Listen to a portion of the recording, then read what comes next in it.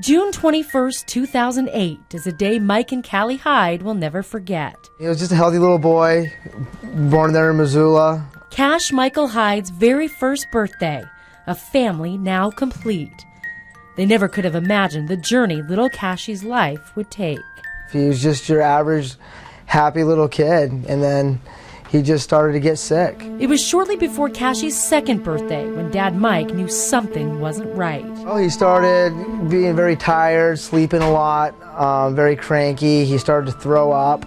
We started taking him to the doctor, and the doctor would tell us that he had mono. For 6 weeks, it was the same diagnosis over and over, but Mike refused to accept what doctors were telling him.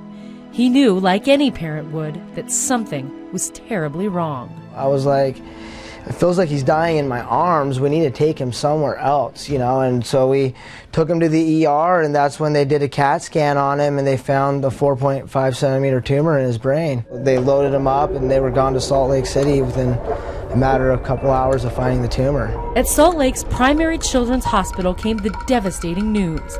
Their little boy was facing incredible odds.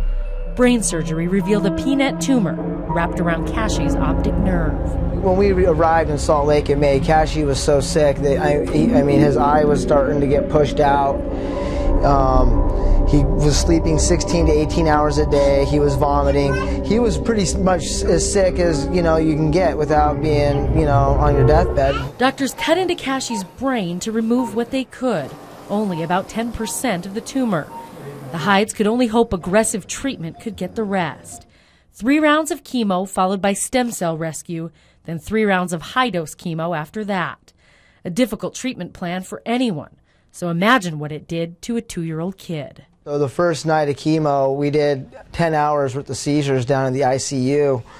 And, you know, the doctors told us then he could have brain damage from these seizures. We don't know where it's going to be in the morning. Just going to have to wait and find out. Cashie spent his second birthday in a hospital bed, swollen and sick from the medication intended to save his life.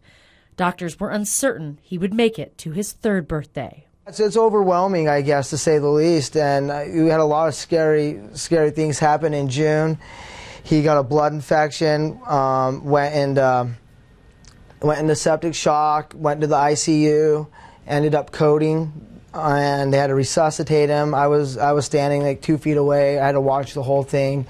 There was a lot of days we were getting told we weren't going to beat it. You know, you're not going to take him home. He is going to die. And those are the days where you really got to really believe. They believed and they prayed. High-dose chemo was killing his cancer, but it was making Cashie sicker than ever. He was taking 120 milligrams a day of 5 different drugs to try to make him comfortable. But that, Mike said, wasn't helping ease Cashie's pain. That's going to help get the tape off. I'm going to hold this, okay? By the end of September, he had gone 40 days without eating. He was vomiting 9 to 10 times a day. He couldn't lift his head off his pillow. He was literally laying there shivering in his bed. And the doctors came in, and I said, is there anything we can do for Cash? The doctors had no answers, so Mike found his own.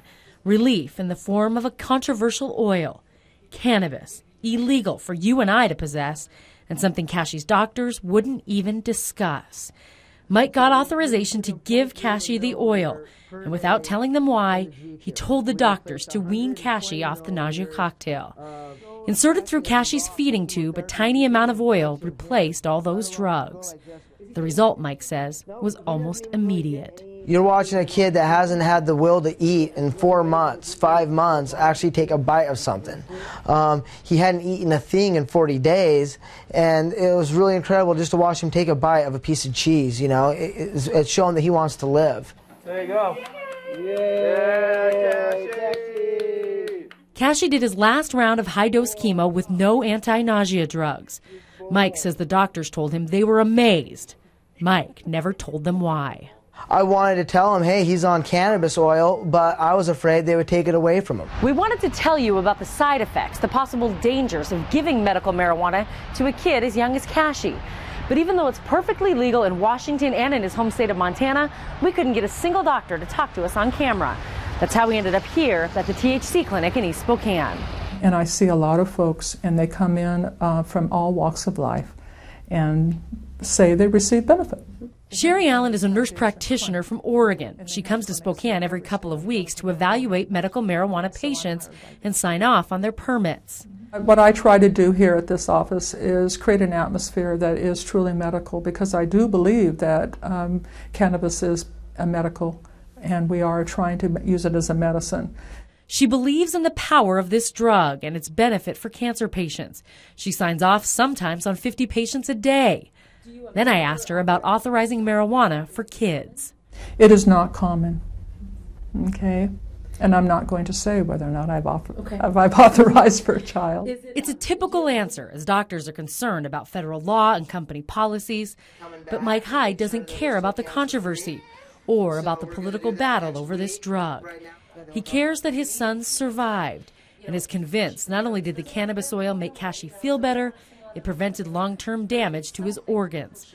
For Mike, the living proof is in this vibrant 2-year-old boy. Yeah, it's very controversial, it's very scary, but there's nothing more scary than about losing your child. A week after we did this interview, Kashi was back in Salt Lake for scans, finding out he's cancer-free. He's back home in Missoula, back with his family, back to teasing his big brother Colty. Kashi will spend his 3rd birthday like every kid should, with the fight of his life behind him.